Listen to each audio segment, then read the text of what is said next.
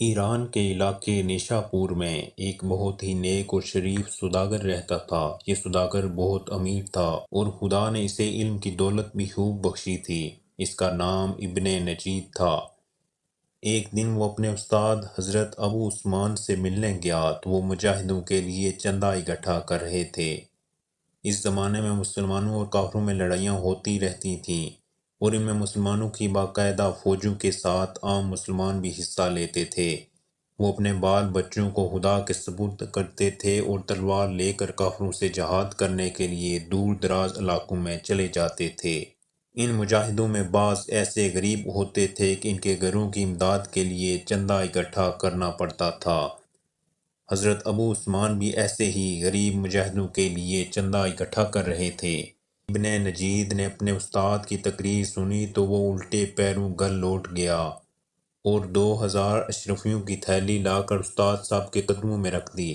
حضرت ابو عثمان اتنی ڈھیر ساری اشرفیاں دیکھ کر بہت خوش ہوئے اور انہوں نے ابن نجید کی خوب تعریف کی۔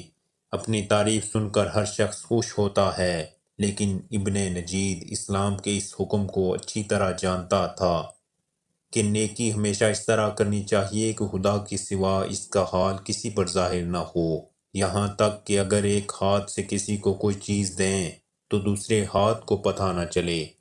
اشرفیوں کی تھیلی دیتے وقت ابن نجید کو اس بات کا خیال نہ رہا تھا کہ جب سب کے سامنے اشرفیاں دی جائیں گی تو لوگ اس کی تعریف کریں گے۔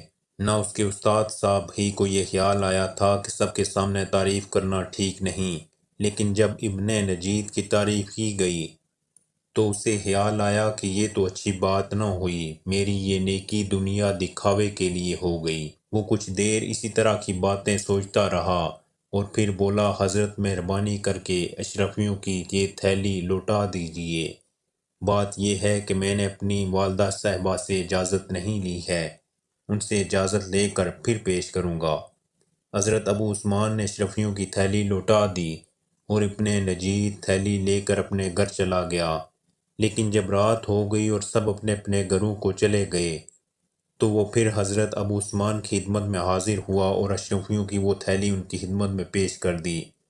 ساتھ ہی بہت ادب سے کہا، اس وقت یہ تھیلی میں اس وجہ سے لے گیا تھا کہ سب لوگ مجھے تعریف بری نظروں سے دیکھ رہے تھے اور میرے دل میں یہ خیال پیدا ہو گیا تھا کہ میں نے واقعہ ہی بہت بڑا کام کیا ہے۔ میرے اس غرور کی وجہ سے میرا ثواب کم ہو گیا تھا۔ اب میں یہ تھیلی پھر پیش کرتا ہوں اور میرا یہ کام صرف اللہ کو راضی کرنے کے لیے ہے، اپنی تعریف کرانے اور شہرت حاصل کرنے کے لیے نہیں۔ حضرت ابو عثمان نے ابن نجید کی اس نیکی کو سچی نیکی بتایا اور اسے دعائیں دیں۔